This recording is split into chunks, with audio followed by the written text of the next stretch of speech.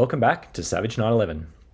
Today we're looking at two types of early Porsche 911S front brake calipers. The caliper on the left here is a 1969 or 1970 caliper because it has a bevel nose, and this one actually has a 68-year date stamp.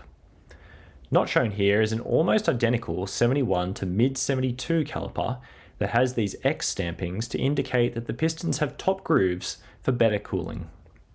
This seems to be somewhat lost in time though, as everyone just fits 48mm stainless steel pistons like these ones now. Both of these calipers should have a clear silver anodized finish.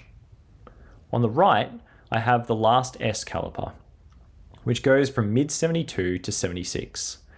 The key difference is the smooth bullnose at the front. These have a green dichromate finish.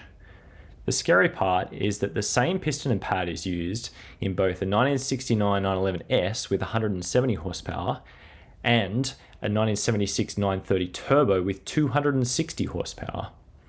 This, along with turbo lag, were the key reasons for the Widowmaker nickname. Both calipers are made by ATE, which is a German company founded by and named after Alfred Teves. Today I'm going to be restoring the earlier caliper on the left. So let's go.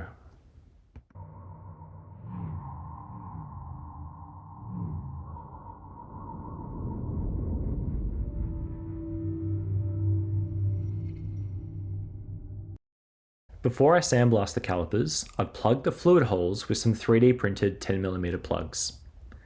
Sandblasting the calipers in this cabinet will clean off the heavier corrosion and pitting.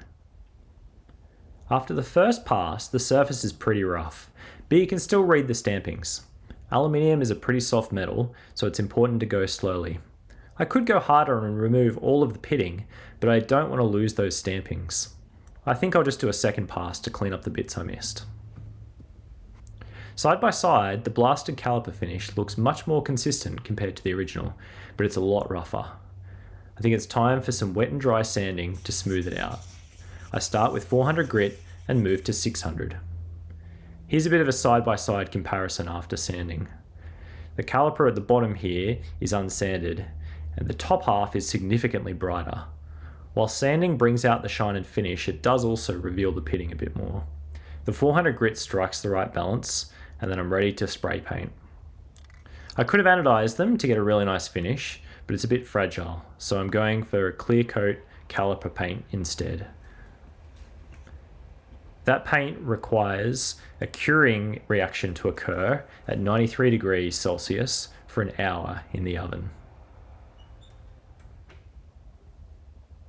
And here we have the finished product. So this is the early S front caliper. It's got a really nice finish on it now after all of that blasting and sanding, and then finally with a clear coat of high temperature caliper paint just to protect it ongoing. So I'm really happy with the kind of satin aluminium kind of natural looking finish, which looks great and will protect these calipers really well. And then I've put in, you can see the pistons and seals with the 20-degree angle. I used a template for the 20 degrees just to get those right, and that minimizes squealing on the brakes. So I hope you really like the finish. Quick close up. Thank you for watching Savage 911, and I will see you again next time. Thanks. Bye.